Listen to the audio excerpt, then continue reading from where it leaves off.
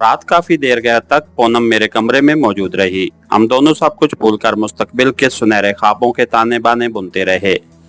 पूनम इन खाकों में ऐसे ऐसे हुसीन रंग भरती थी कि एक दफा तो सब कुछ भूलकर उन पर यकीन करने को जी चाहने लगता था, लेकिन हकायक की तलखियां मुझे हर दफा ऐसे हसीन मौके पर अपनी दुनिया में वापस ले आती और मुझे ये सब कुछ किसी और ही आलम का हिस्सा दिखाई देने लगता। पूनम, उसके कर्ब की महक, मुस्तकबिल के सुनहरे सपने, सब कुछ राख की तरह यूं उड़ जाते जैसे उनका कोई वजूद ही ना था। मैं हकायक की दुनिया में लौट आता जहां मेरे प्यारे मुल्क की लाखों सुहागनें पूनम का रूप धार कर मुझे पूछने लगती कि मैंने उन्हें भुला तो नहीं दिया। जासूस अपने मुल्क की आंखें होता है और जिनकी सरहदों की निगहबान आंखें जागती हों उसके मकीनों को ही सुख की नींद सोने का हक हासिल होता है। मैं उनके इस सवाल का जवाब अपने ज़मीर से मांगता तो एक तमानियत और कल्बी इत्मीनान की कैफियत मुझ पर छा जाती। मेरा ज़मीर मुतमईन था, मैंने उन्हें कभी फरामोश नहीं किया था। मेरे देश के बासी तो मेरे वजूद का हिस्सा बन गए थे और अपने ईमान की हद तक मैं उनकी हिफाजत करता था। मेरे जीते जी उन पर आंच आ जाए, इस बात का तस्वुर ही मेरे लिए अंदोनाक था। अगले रोज मैं और महल्ले के दूसरे 6 सरकर्दा अफराद चंडीगढ़ रवाना हो गए, जहां दूसरे रोज बमुश्किल हमें होम सेक्रेटरी से मुलाकात का मौका मिला। काफी देर तक सर खपाने के बाद उसने हमसे वादा किया कि अगर बाबूजी के खिलाफ एक ज़ेर तफ्तीश इत्तला जो उसने हमें बताने से इनकार कर दिया था सही साबित ना हुई तो उन्हें 3 माह के बाद रिहा कर दिया जाएगा। लेकिन 3 माह से पहले उनकी रिहाई नामुमकिन है। वो ज़ेर तफ्तीश इत्तला क्या थी मुझे उसका इल्म पहले ही था, लेकिन कमेटी के दूसरे अरकान ने बिल आखिर सेंट्रल इंटेलिजेंस ब्यूरो से राब्ता कायम करके उसका पता लगवा लिया। CIB के मुताबिक बाबूजी का ताल्लुक इंतहा पसंद नक्सलबाड़ियों से है, लेकिन इत्मीनान बख्श बात यह थी कि उनके खिलाफ अभी तक कोई बात पाया सबूत को नहीं पहुंच सकी थी। उन्हें नक्सला हेड होने की वजह से वहीं कमेटी के अरकान 2 गिरोहों में बट गए। एक ने उनकी हमायत से बिल्कुल इनकार कर दिया था, लेकिन जब मैंने उन्हें इस बात का यकीन दिलाया कि किसी इंटेलिजेंस के टाउट ने महज अपने नंबर बनाने के लिए बाबूजी के खिलाफ झूठी इतला दे दी है जो तफ्तीश के बाद भी कभी सच्ची साबित नहीं होगी, तो उनका गुस्सा ठंडा हुआ। 2 रोज के बाद हम रायकोट वापस आ गए और मैंने घर वालों को यकीन दिला दिया कि बाबूजी 3 माह के बाद रिहा हो जाएंगे। उन्हें लुधियाना जेल में रखने की हमारी दरखास्त होम सेक्रेटरी ने मंजूर कर ली थी और हफ्ते में 2 मरतबा मुलाकात की इजाज़त भी मिल गई थी, जो हमारी बहुत बड़ी कामयाबी थी। पहली मरतबा मुझे भारतीय आला इंतज़ामिया को करीब से देखने का मौका मिला और मुझे हैरानगी इस बात की थी कि आखिर ये निज़ाम चल रहा है तो कैसे। इंतज़ामिया का कोई एहलकार ऐसा नहीं था जिसके मुतल्लिक ईमानदार होने की शहादत दी जा सके। हत्ता कि इंटेलिजेंस वालों ने माज 200 रुपये लेकर इंतहाई खुफिया फाइल की नकल हमें फराहम कर दी थी। थोड़ी तनख्वाहें, बेतहाशा बढ़ती हुई महंगाई और बेरोजगारी ने भारतीय अवाम का इखलाकी दिवालिया निकाल रखा था। उनका ईमान सिर्फ और सिर्फ पैसा था, चाहे वो किसी भी तरह हासिल हो। यहाँ से मुतमईन होकर अब मैं लुधियाना जा रहा था, जहाँ मुझे बाबूजी के दोस्तों से राब्ता कायम करना था। मेरी सलाहियतों का इम्तिहान असल में अब होने वाला था। वो इस तरह के मैं नक्सलबाड़ियों को अपने मकसद के लिए इस्तेमाल करता हूँ या वो मेरे ज़रिए अपना उल्लू सीधा करते हैं। लुधियाना में मैं और पूनम इकट्ठे ही पहुँचे थे। वो तो कॉलेज चली गई जबकि मैं अपने मिशन पर। एक पब्लिक टेलीफोन बूथ से मैंने बाबूजी वाला नंबर धड़कते दिल से घुमाया। दूसरी तरफ से फ़ोन उठाने वाले ने हेलो कहा और मैंने उसे वो नाम बता दिया जो बाबूजी ने मुझे बताया था। चंद लम्हे तवक्कुफ करने के बाद दूसरी तरफ से मुझे होल्ड करने के लिए कहा गया। फिर एक दूसरी आवाज़ फ़ोन पर सुनाई दी। दरियाफ्त करने पर मैंने वहाँ भी वही नाम दोहराया। इस मरतबा जवाब सही मौसूल हुआ और हमने अपने कोड अल्फाज का तबादला कर दिया।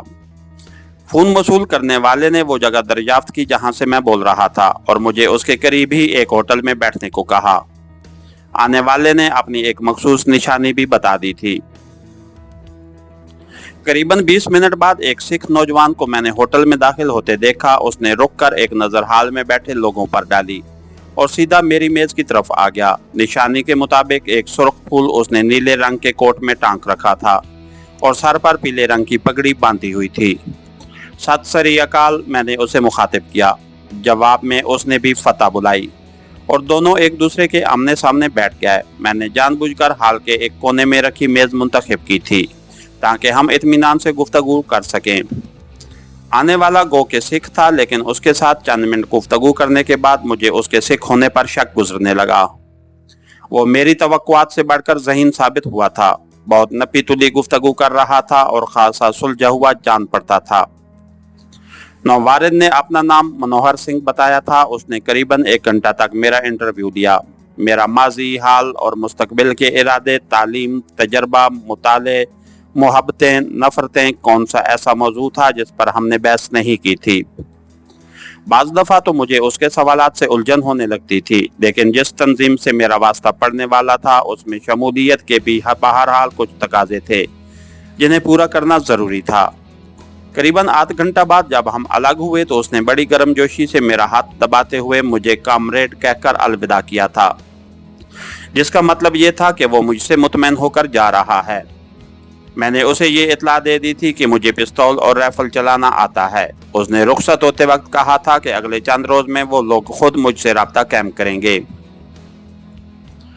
यहाँ से फरागत पाकर मैं प्रकाश के पास आ गया, जहाँ संदर्शना बाबूजी की गिरफ्तारी का अफसोस करने आई हुई थी। दोपहर के बाद पूनम भी आ गई, क्योंकि हमने इकट्ठे ही वापस रायकोट जाने का प्रोग्राम बनाया था। स्वामी दयानंद के मकतूब होते ही मकामी अखबारात को अपना गुबार निकालने का मौका मिल गया। उससे पहले तो किसी को उसके खिलाफ लिखने की जुर्रत नहीं होती थी, लेकिन अब तमाम अखबारात दिल खोलकर उसके खिलाफ जहर उगल रहे थे। 5-5 साल पहले होने वाले पुरअसरार कत्ल भी उसके खाते में डाल दिए गए, लेकिन इतनी साख बहरहाल उसकी कैम थी कि अभी तक पुलिस ने उसे गिरफ्तार नहीं किया था। स्वामी जी की सरगर्मियां अब आश्रम तक महदूद होकर रह गई थीं और वो खुले दर्शन दीदार कम ही दिया करते थे। वो सर्द जंग के अरूज का ज़माना था। मशरक़ी पाकिस्तान में हिंदू की देरीना साजिशें रंग लाई थीं और पूर्व पाकिस्तान के मासूम बंगाली हिंदू चलतरबाजियों का शिकार होकर भारतीय सरहदों का रुख कर रहे थे। एकता और ऐसना का लिबादा ओढ़कर खून आशाम पेड़ियों ने उनके जहनों पर नकब लगाई और बहमी मोहब्बत और एतमाद को, जिसकी बुनियाद पर इत्तेहाद की ये इमारत तामीर हुई थी, उसमें दरारें पड़ने लगीं। जब एक दूसरे पर एतमाद की मजबूत बुनियादें हिली तो मोहब्बत के ईवानों में जैसे जलजला तारी हो गया। तब अपनों ने यूं आंखें फेरी जैसे वो कभी शनासा ही न थे, जैसे उन्होंने कभी एक दूसरे को चाहा न था। फल्क ने ऐसा नज़ारा कब देखा था। दर्दमंदों के कलेजे फटने लगे। चाहतों ने रिसवाइयों का रूप धार लिया। उठ के जो चौधरी बन बैठे थे, उन्होंने मोहब्बतों में कीड़े निकालने शुरू कर दिए थे। नकबजन्नों ने इस तौर से सीधे साधे माजियों को वर्गलाया कि अल अमान अल हफीज उनके झूठ से एक आलम ने पनाह मांगी, लेकिन वो मुकम्मल ढठाई के साथ झूठ के महाज पर सरगर्म अमल रहे। भारतीय हुक्मरानों ने अपनी तमाम तर तवानाइयाँ फरसूदा प्रोपेगेंडे के लिए वक्फ कर दी थीं। सतम तो ये था कि लुटेरे ही राहबरी के भी ठेकेदार बन गए थे।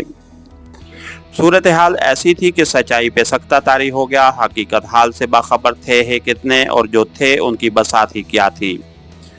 दुश्मन ने ऐसा मकरू जाल फैलाया था कि वो बेचारे अपनी सफाइयों में ही उलझे रहे और ज़माने क़यामत की चाल चल गया।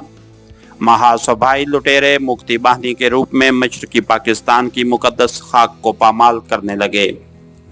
वो जहाँ जहाँ गए दिलों में जहर घोलते गए। उन्होंने झूठ को मकरो फरेब के ऐसे ऐसे खूबसूरत लिबादे पहनाकर सच के रूप में पेश किया कि आलमी राय आमा भी गुमराह होने लगी। भारतीय सफारती सरगर्मियां रंग लाईं और हमारे सफारतकार मुंह ही देखते रह गए। अंदरूनी मुल्क अवाम को पाकिस्तान दुश्मनी पर आमादा करने के लिए महासभाई ज़हनियत अपनी तमाम तर सलाहियतें बरोकार ला रही थी, और हमारे मुल्क में जब मुख्तलिफ नौइयत के फ़िक्री महाज जाने किन किन अज़मों में इंसानियत की बका का राज बताने में मसरूफ़ थे, एन उन्हीं दिनों भारत में महासभाई गुंडों ने अखंडना और भारत वर्ष की ऐसी आग लगाई कि क्रांति दिल वजूद में आ गया, जिसके रजाकार अपना तन मन धन पाकिस्तान के खिलाफ तज देने का वचन देकर क्रांति दिल में आते थे। वो इस मुआहदे पर अपने खून से दस्तखत करते थे।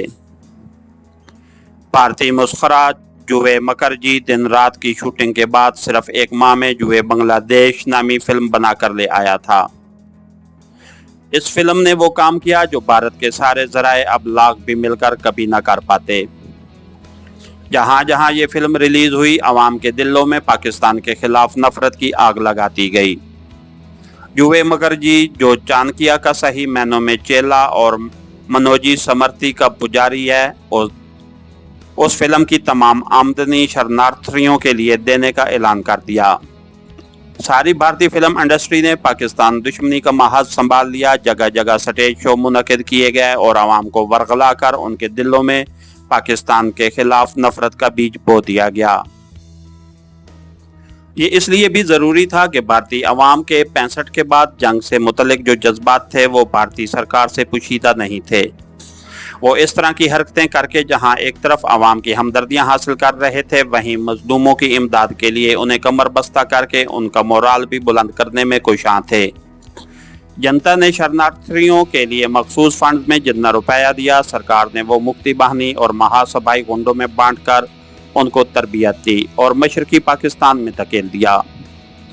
अंदरून मुल्क और बैरून मुल्क तो भारतीय प्रोपेगेंडा का ये जहर घोल रहा था, जबकि पाकिस्तान के खिलाफ उनकी सकाफती यलगार में कोई कमी नहीं आई थी। और मुसलमानों के नाम रखने वाले हिंदू ज़हनियत के शायर और अदीब आकाशवाणी और ऑल इंडिया रेडियो से बड़े खूबसूरत ढंग से मीठा जहर उगल रहे थे। इन तमाम हरबों के जवाब में हमारे ज़राए अबलाग को सख्ता हो गया था। सियासी ज़ैमा बंदर बांट में लग गए थे और हुकूमती ईवानों में जूतियों में दाल बट रही थी। बरसों से इस सुनहरी मौके के मुंतज़िर गंदम नुमा जोफ फिरोश कब्रों से उठ कर सियासी मैदानों का रुख कर रहे थे। उनकी सियासतकारियों ने वो गुल खिलाए कि एक नजरिए पर एतमाद रखने वाले, एक थाली में खाने वाले और एक निज़ाम हयात के पैरोकार एक दूसरे के खून के प्यासे हो गए।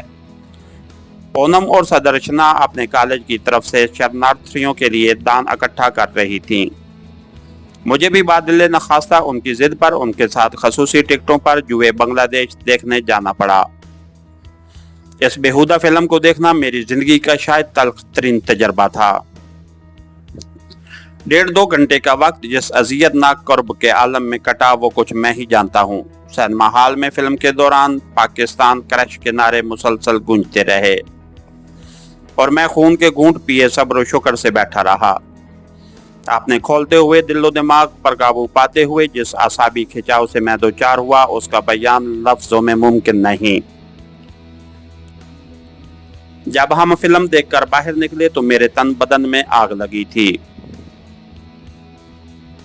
फिल्म से सीधे हम लारी अड्डे गए, जहां से मैं और पूनम रायकोट चले गए और सारे रास्ते में उसकी बातों का जवाब सिर्फ हूं हाँ में ही देता रहा। पूनम भी हैरान थी कि मुझे आखिर क्या हो गया है। खामखा उसका मूड भी खराब किया। उसने बस से उतरते हुए कहा, अरे किस बात से? मैंने हैरानगी से पूछा। फिल्म दिखाकर। आह काश तुम मेरे मूड को जान सकती पूनम, तुम्हारे साथ सिर्फ बैठकर सिर्फ तुम्हें देखते रहने को जी चाहता है। अच्छा बस कीजिए, उसने मेरी बात को मुस्कुराते हुए काट दिया। इसके साथ ही हमारी आज की एपिसोड का इख्तिताम हुआ।